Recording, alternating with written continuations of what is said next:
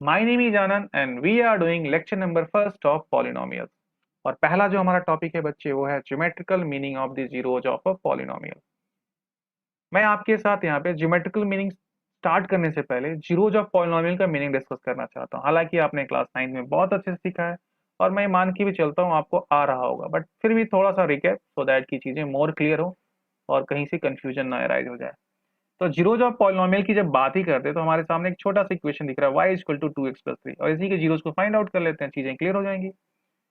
तो जीरोज का मीनिंग क्या होता है? वो वैल्यू जो क्या करे, इक्वेशंस को जीरो में कन्वर्ट कर दे, दैट्स इट, नथिंग एल्स। तो 2x+3 को कौन जीरो में कन्वर्ट कर सकता है भाई? x की कोई वैल्यू होगी जो जीरोज में कन्वर्ट कर देगा। तो लेट सपोज कोई ऐसी वैल्यू हमने x की मानी है, इन दैट केस इक्वेशन जो है 2x+3 जीरो में कन्वर्ट हो रहा है। तो x इक्वल टू क्या हो जाएगा, 3 को उधर भेजो -3/2। तो -3/2 इज द वैल्यू। वो क्या करेगा, y इक्वल टू 2x+3 को जीरो में कन्वर्ट करके दे देगा। अगर नहीं विश्वास हो रहा तो मैं आपको दिखा दे रहा हूँ।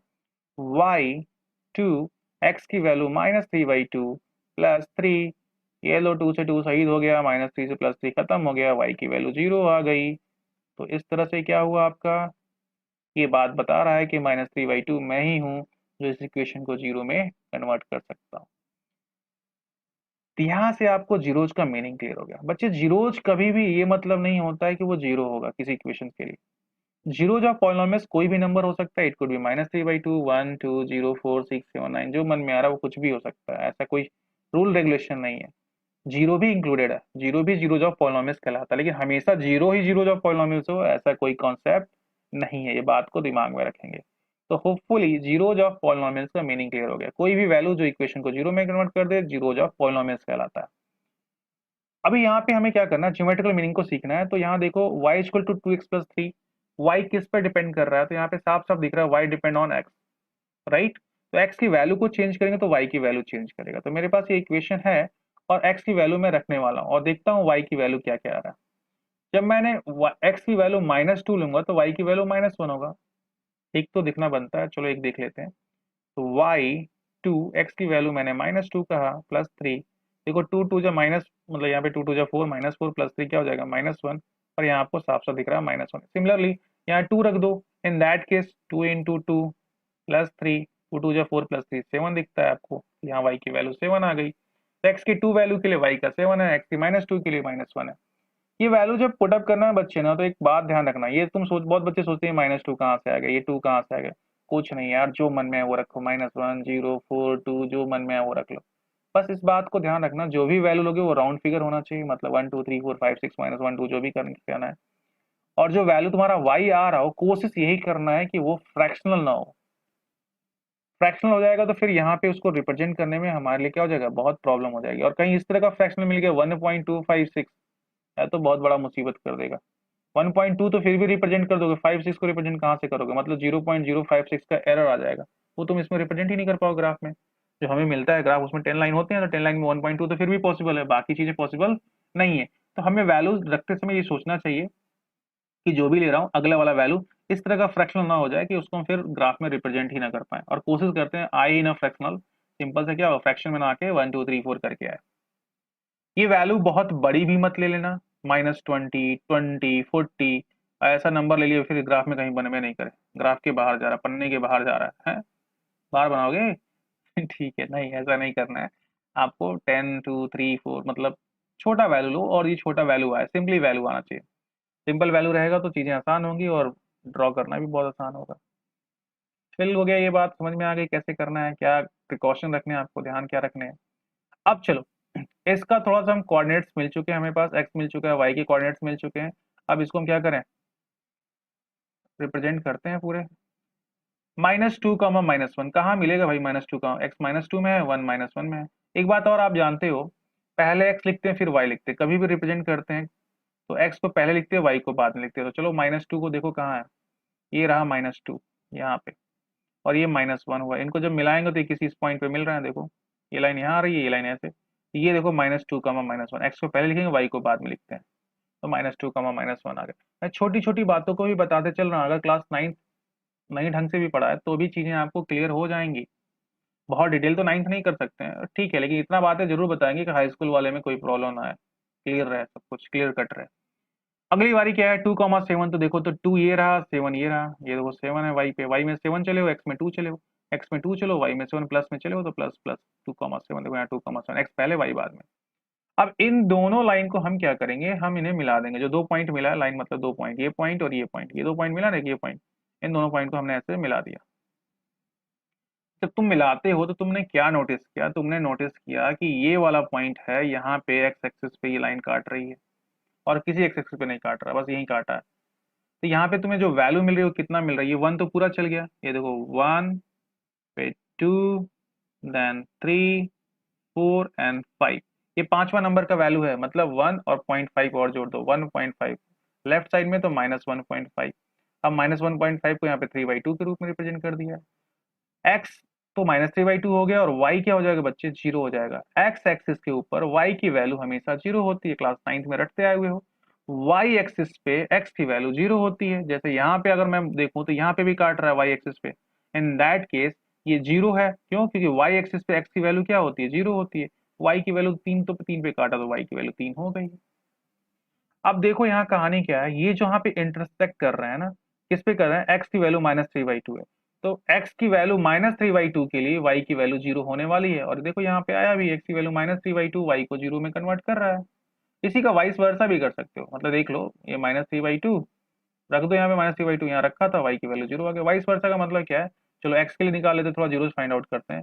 एक्स बराबर क्या हो जाएगा बच्चे, 2x ही ले लो पहले, 3 इधर जाएगा तो माइनस में जाएगा, तो वाई -3, एक्स बराबर क्या हो जाएगा, वाई -3/2। अब यहाँ पे देखो एक्स किस पे डिपेंड कर रहा है, वाई पे डिपेंड कर रहा है, वाई भी एक्स पे डिपेंड कर रहा है, बट फिलहाल मैं एक्स के जीरो की फाइंड आउट कर रहे हैं।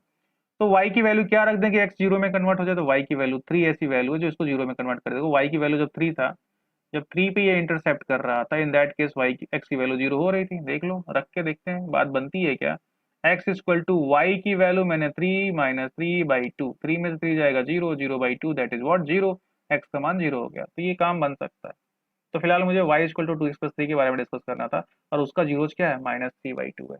कैसे मालूम पड़ेगा, ग्राफ खींचना जहां पे x पे काट रहा है, दैट इज व्हाट x की वैल्यू होगी, जिसको पुटअप कर देने से मुझे जीरोज मिल जाएगा। ठीक है ना, ये बात क्लियर हो गई है। अब थोड़ा सा जो बात देखने, ज्योमेट्रिकल मीनिंग तो हो गया कि क्या ज्योमेट्रिकल मीनिंग आ रहा है, क्या इसका रिलेशन है इस इक्वेशन के कोफिशिएंट के साथ। तो जनरल फॉर्मूला थोड़ा लिखो, तो इसके लिए तो हम इसके लिए जनरल फॉर्मूला लिख सकते हैं, y इक्वल टू, मतलब यहाँ पे बना सकते हैं, छोड़ो, ax प्लस बी, यही बनता था ना हमारा,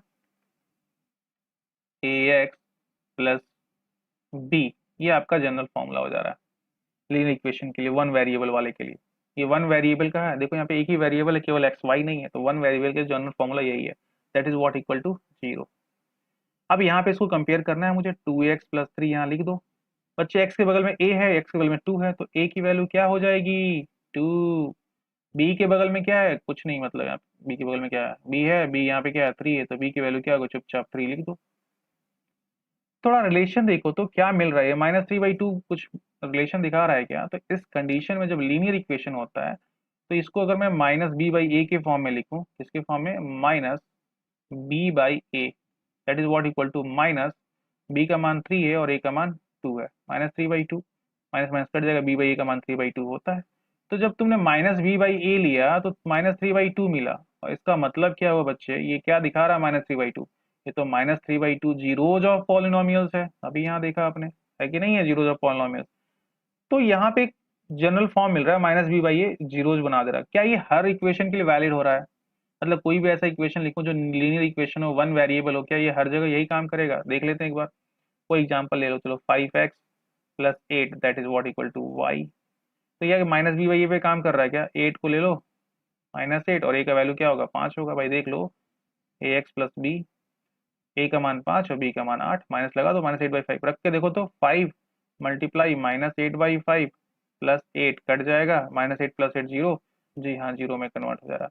और ऐसे बहुत सारे एग्जाम्पल तुम करके ये बात को फील कर सकते हो, और ये ट्रू भी है, -b/a for a linear equation in one variable के लिए हमेशा जीरोज का काम करता है। अरे दिख ही रहा है यार, 8 इधर जाएगा तो -8, और 5 डिवाइड कर देगा -8/5, सीधे सीधे दिख रहा है, एक लाइन का तो कहानी है, एकदम साफ साफ नजर आ रहा है।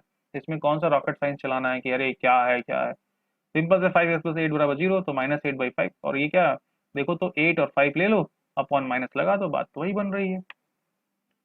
तो इस तरह से क्या हुआ, मेरे ख्याल से लीनियर वाला आपको समझ में आया। जो उसका भी जीरोज मिलता है उसका रिलेशन किस तरह से कोफिशिएंट के साथ है, उसका ग्राफ रिप्रेजेंटेशन कैसा होता है, और ग्राफिकल मीनिंग जो आपको निकल के आने वाली थी, ज्योमेट्रिकल जो मीनिंग निकल के आने वाली थी, वो क्लियर हो गया आपको। अब हमारे पास क्या है, क्वाड्रेटिक की बात करते हैं। तो अगर आपको याद हो डिग्री की, अच्छा एक और बात मैं यहाँ बता दूं, चूंकि ये 1 डिग्री का है ना, y इक्वल टू 2x+3, तो तुम इसकी मैक्सिमम डिग्री फाइंड आउट करने की बात करें, मैंने एक बात बोली है मैक्सिमम डिग्री, मिनिमम की बात नहीं हो रही है, मैक्सिमम डिग्री जो तुम फाइंड आउट करोगे तो इसकी मैक्सिमम पॉसिबल डिग्री है वो क्या है, मैक्सिमम डिग्री बोल रहा हूँ, जीरोज बोलना चाहिए, मैक्सिमम जीरोज फाइंड आउट करोगे तो इसकी मैक्सिमम जीरोज क्या होगी, 1 आएगी। मतलब एक ही ऐसी संख्या होगी जो इसको जीरोज में कन्वर्ट हो सकता है, maximum number of zeros, number of zeros जोड़ दीजिए, मैक्सिमम नंबर ऑफ जीरोज कितना मिलेगा आपको, 1 मिलेगा। इससे अधिक आप ढूंढ नहीं सकते हो। मतलब -3/2 के अलावा दुनिया की कोई ऐसी संख्या नहीं है जो 2x+3 को जीरो में कन्वर्ट करके फिर से आपको दे दे, कोई ऐसी संख्या नहीं, करके देख लेना, घंटा 2 घंटा, साल 2 साल 5 साल 10 साल बिता देना, -3/2 के अलावा कोई ऐसी वैल्यू तुमको नहीं मिलने वाली है जो y की वैल्यू को जीरो में कन्वर्ट कर देने वाला है। तो ये कैसे मैंने पहचाना, मैक्सिमम नंबर ऑफ जीरोज की बात किया, तो मैक्सिमम नंबर ऑफ जीरोज उसके डिग्री से पहचान में होती है, और इसकी मैक्सिमम डिग्री कितनी है, एक है, तो एक से अधिक आप जीरोज फाइंड आउट कर भी नहीं सकते। हो सकता हो ये वैल्यू जो कहानी बनती है जब आप इक्वेशन क्वाड्रेटिक में आ जाओ फिर बात करते हैं, ये समझ में आ गया मैक्सिमम पॉसिबिलिटी क्या है, 1 ही होती है। तो क्वाड्रेटिक में अगर बात करते हो तो क्वाड्रेटिक इक्वेशन यहाँ पे मेरे पास है, क्या है, x² - 3x - 4। अब इस कंडीशन में आपको फील हो चुका है, ये -2 6 रखेंगे तो 6 आएगा, देख लो वही घिसा पीटा फिर से काम करना है, y = x² - 3x - 4, रख दो -2, x की वैल्यू तो -2 का स्क्वायर, एक तो बनता है ना, इसलिए मैं दिखा रहा हूँ, 3 इंटू -2 और ये -4, सॉल्व कर दो, 2 दूना 4, माइनस माइनस प्लस हो जाएगा 12, वही कितना हुआ ये -4, यही बन रहा है क्या, तो देखो तो कुछ गड़बड़ 3 दूना 6 होता है 12, क्या ही मतलब है, प्लस 3 दूना 6, 4 4 कैंसिल आउट, 6 बच गया और ये रहा 6। देखो -2x लिया तो y की वैल्यू 6, अब मैं यहाँ पे देख लो साफ साफ दिख रहा है y डिपेंड ऑन x, तो ठीक है y डिपेंड ऑन x की कहानी चल रही है। जब तुम -1 लोगे तो 0 मिलेगा, 0 लोगे तो -4 मिलेगा, 1 लोगे तो -6 मिलेगा, एंड सो ऑन, ऐसे करते जाओगे। अब ऐसे करके फिर इसको हम क्या करेंगे, यहाँ पे रिप्रेजेंट करेंगे, तो देखो क्या है, -2, 6 कहाँ है, -2 इधर जाओगे, ये -2 हो गया, भाई x में क्या है -2 है, y में कितना चलना है, 6 चलना है, जाओ भाग के ऊपर 6 नंबर पे, तो 6 नंबर ये पॉइंट आपको मिल रहा है, दिस इज व्हाट -2, 6, x पहले लिखते हैं y बाद में लिखते हैं, ये बात मेरी फील हो रही होगी आपको।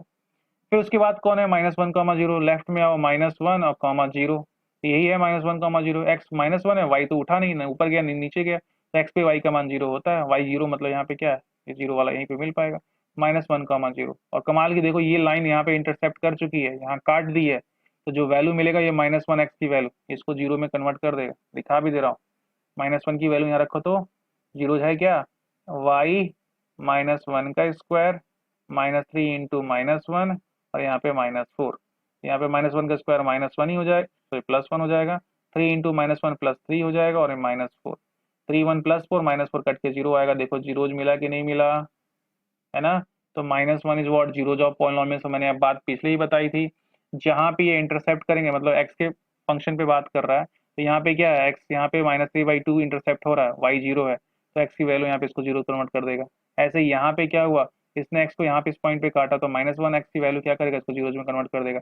अगली बारी किसकी है, 0, -4, तो 0, -4, तो 0 तो यहीं पे रह जाओगे एक्स, और कहीं बढ़ ही नहीं पाओगे, बढ़ने का ऑप्शन ही नहीं है, तो एक्स 0 कहाँ जाएगा, यहीं पे रह जाएगा, और 4 वाई में चलना है, वो भी -4, तो नीचे जाएंगे, दैट इज व्हाट 0, -4, तो ये यहाँ पे इंटरसेप्ट कर रहा है, आगे बढ़ गए ऐसे 1, -6, 2, -6, 3, ऐसे बढ़ते गए और ये 5, 6 तक है, और इन सभी लाइन को मिलाएं तो एक हमें क्या मिल रहा है, पैराबोला।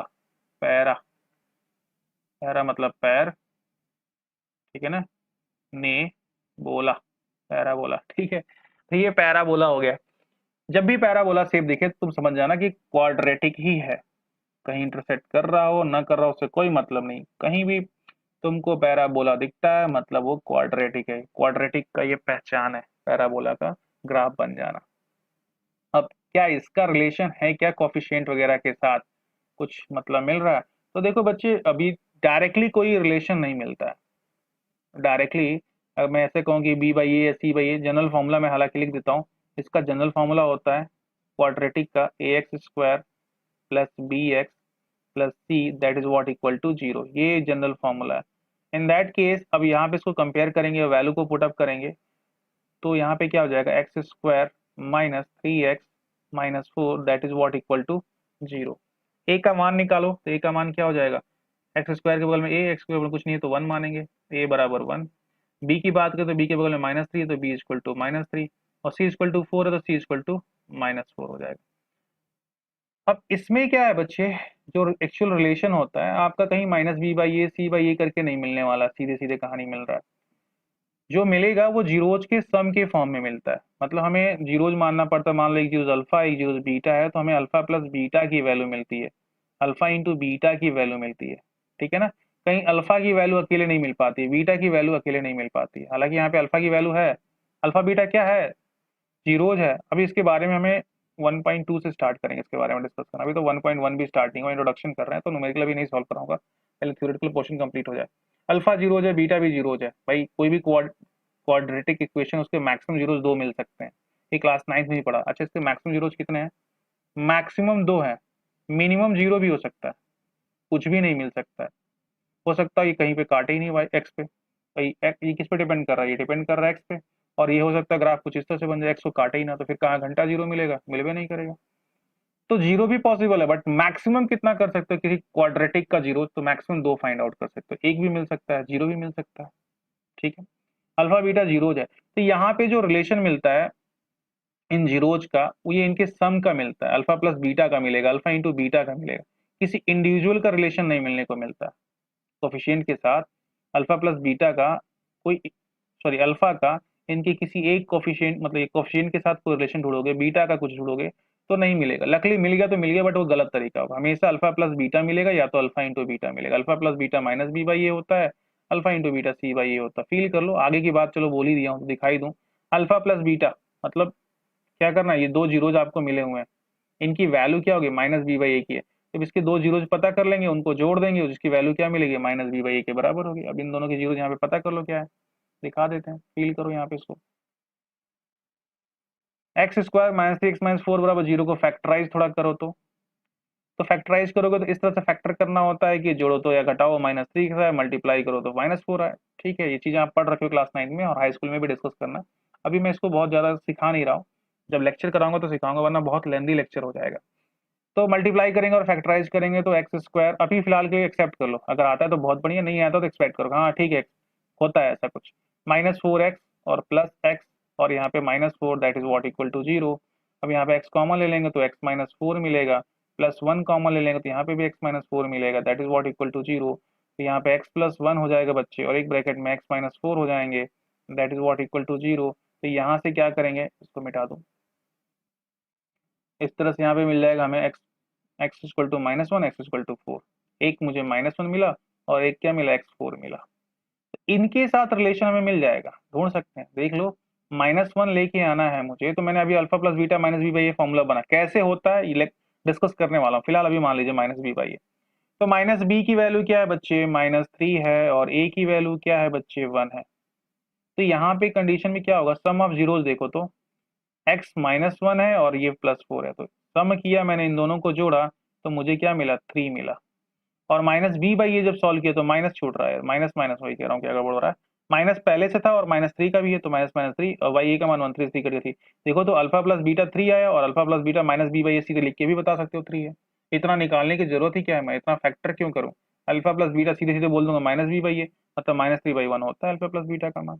तो है ना रिलेशन जीरोज का कोफिशिएंट के साथ, वो अलग बात है, ठीक है, सम ऑफ जीरोज का रिलेशन है, बट है तो जीरोज ना। सम ऑफ जीरोज का रिलेशन मुझे मिल गया -b/a, ऐसे अल्फा बीटा c/a मिलता है। उड़ा करके देखो, अल्फा इंटू बीटा मतलब एक्स, और दोनों एक्स का मल्टीप्लाई कर, दोनों जीरोज है ना, अल्फा बीटा जीरोज थे, तो -1 4, ये मल्टीप्लाई करोगे तो क्या मिलेगा, ये मिलेगा तुमको -4। क्या c/a भी -4 हो रहा है, c का मान क्या है -4, a का मान 1 है, देखो -4/1 -4 मिल जा रहा है। तो इनका रिलेशन क्या मिला, इनका रिलेशन सम ऑफ जीरोज मिला। अगर बात करोगे तो कोई एक जीरोज का रिलेशन तो नहीं मिल रहा है, पर ठीक है मिल तो रहा है ना। तो ये हमारा एक मीनिंग निकल के आया कि रिलेशन किस तरह से कोफिशिएंट का जीरोज के साथ हो रहा है। ज्योमेट्रिकल मीनिंग तो यहाँ साफ साफ दिख रहा है, ग्राफ मैंने बना दिया। दो जगह काटा है, मतलब इसके मैक्सिमम जीरोज 2 मिलने वाले हैं, इससे अधिक नहीं मिलेंगे। जितना जगह इंटरसेप्ट करेगा, मतलब इंटरसेक्ट करेगा, उतने उसके जीरोज मिलकर तैयार होते हैं। पहला पॉइंट दूसरा पॉइंट, दो जीरोज मिले, एक -1 और एक आपका 4, ये दोनों इस इक्वेशन को जीरो में कन्वर्ट कर देंगे। नो वरी, मतलब कोई टेंशन की बात नहीं, एकदम होने वाला है। मेरे ख्याल से ये वाला भी पॉइंट आपको बहुत अच्छे से क्लियर हो गया होगा। कोई डाउट है लेट मी नो यार, और सब कुछ क्लियर है, बढ़िया लग रहा है, अच्छा लग रहा है वीडियो को, तो लाइक और सब्सक्राइब चैनल को जरूर कर लो, सो दैट कि मैं फ्यूचर में जितने भी आपको वीडियोज बना के भेजता हूँ नोटिफिकेशन के तौर पे आपके पास पहुंच जाए, मतलब लेक्चर मिलता रहे और आप चीजों को सीखते रहो। अब यहाँ पे कुछ इससे रिलेटेड एग्जांपल्स है जो मैंने बातें की, वही यहाँ पे आपको क्या करना है, देखो एक है और ए डैश है, दो पॉइंट पे काटा है बच्चे, तो यहाँ पे इसके कितने जीरोज होंगे, दो जीरोज होंगे। मैंने पहले ही बोला अगर क्वाड्रेटिक है तो मैक्सिमम जीरोज दो पॉसिबल है। कैसे पता करेंगे, दो पॉइंट पे काटा होगा।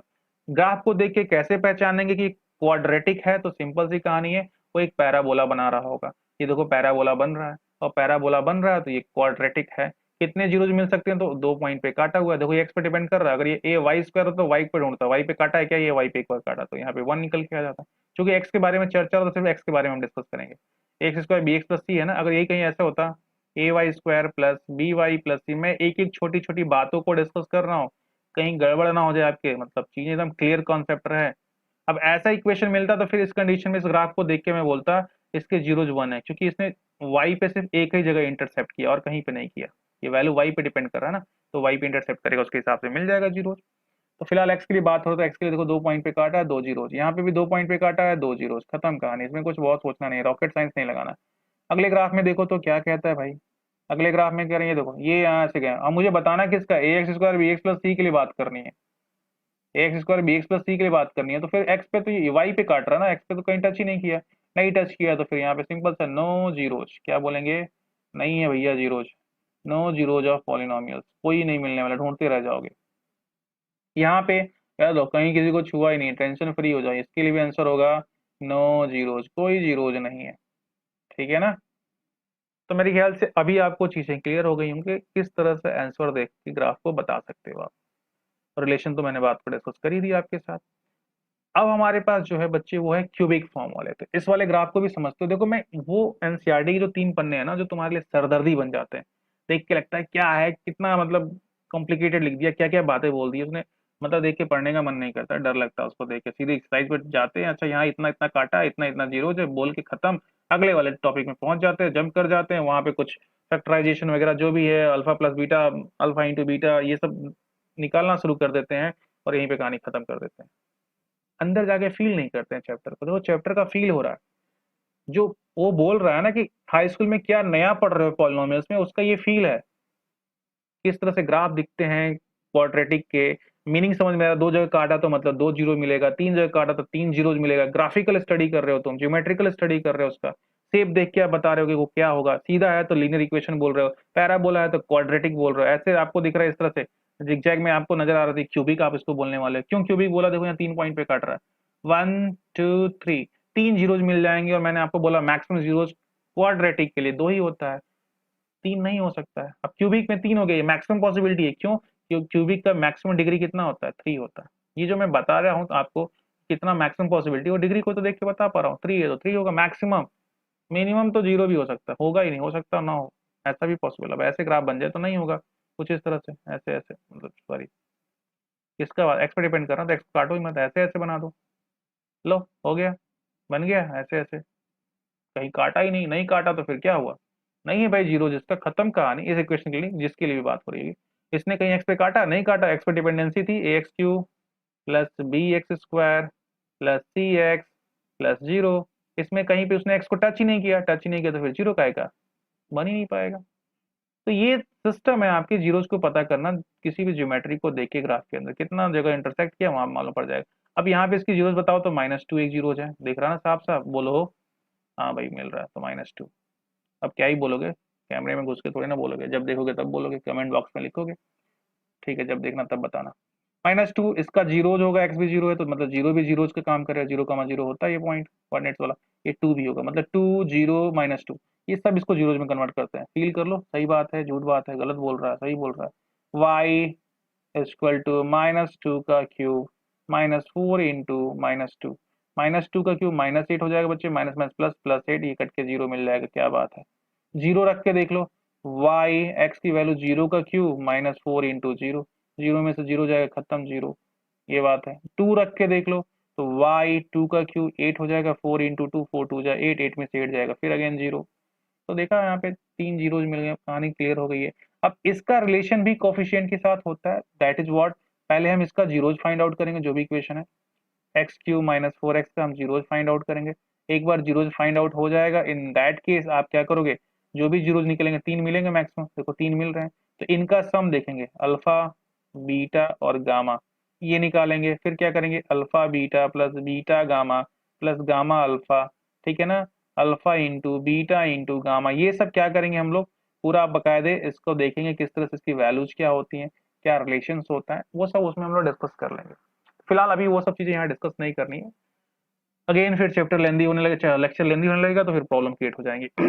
तो मेरे ख्याल से देख के ग्राफ को बता सकते हो क्या कहानी होता है और ग्राफ दिखता कैसा, क्यूबिक का कुछ इस तरह का नजर आता है। अब यहाँ देखो ये क्यूबिक इक्वेशन है, अभी फिर ये क्वेश्चन मैंने थोड़ा सा गलत नोट कर लिया है, ये जो ग्राफ है ना बच्चे, ये ग्राफ है x cube minus x square के लिए, राइट। तो अभी देखो अभी फाइन है, ये चीजें बन रहा है। अभी एक्स क्यूब मतलब 1 ले लेंगे, माइनस एक्स स्क्वायर भी यहाँ ले लीजिए, तो इसको मिटा लेता हूँ मैं, y equal to x cube minus x square. तो 1 लेके देखो तो 1 भी इसका जीरोज बन के आएगा, अभी ठीक है। 1 का क्यूब माइनस 1 का स्क्वायर, 1 में से 1 जाएगा 0। In that case x cube minus x square का हमें कितना जीरोज मिला, केवल ये 2, ये भी देखो मिस प्रिंट है, ठीक है ना, टी डब्ल्यू वो 2 जीरोज मिला आपको, ठीक है ना। और ये y equal to x cube होता है ना, इन दैट केस सिर्फ एक ही जीरोज मिलता है, शायद ये ग्राफ कुछ इस तरह से जाता है, ऐसे जाता और ये ऐसे होते वैसे निकल जाता, थोड़ा सा कलर में चेंज कर दूं, ये कुछ ऐसे जाता और ऐसे ग्राफ चला जाता, इस तरह से जाता, ये ग्राफ इसको यहाँ पे टच नहीं करेगा, राइट। तो ये आपका मेरे ख्याल से जो ग्राफिकल रिप्रेजेंटेशन था किसी क्वाड्रेटिक इक्वेशन का, लीनियर इक्वेशन का, क्यूबिक इक्वेशन का, और उसका जीरो जो मिलता था उसका ज्योमेट्रिकल मीनिंग क्या निकल के आ रहा है, वो मैंने आपके साथ डिस्कस कर दिया है। और मेरे ख्याल से एनसीईआरटी ने जो 2-3 पन्ने आपके लिए दे रखे थे इस चीजों को समझने के लिए, वो बहुत अच्छे से क्लियर हो गया होगा।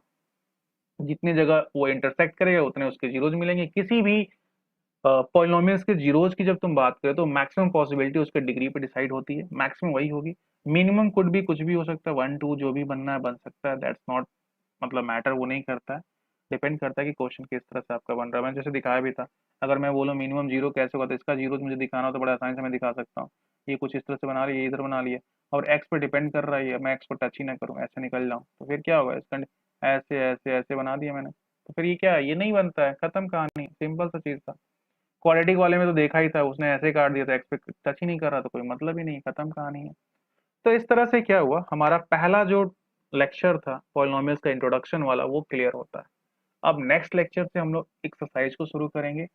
और बच्चे देखो, मैं केवल एनसीईआरटी पे नहीं रुकूंगा, एक बार ये एनसीईआरटी वाला लेक्चर पॉलिनोमियल्स का कंप्लीट हो जाएगा ना, तो फिर मैं जो भी बोर्ड्स के क्वेश्चन होते हैं इस साल के लिए जो इम्पोर्टेंट है, और जो एमसीक्यूज वगैरह के फॉर्मेट में आप पेपर जो बनने वाले हैं, वो सभी को मैं यहाँ पे लाके डिस्कस करूंगा। तो इस चैनल के साथ बने रहिए, इसको लाइक और सब्सक्राइब कर लीजिए, सो दैट कि फ्यूचर में जब मैं आपके लिए अपडेट लाऊं तो सारी चीज़ें आपको मिलती रहें। तो चलिए, आज के लिए इतना ही, bye bye, take care, thank you.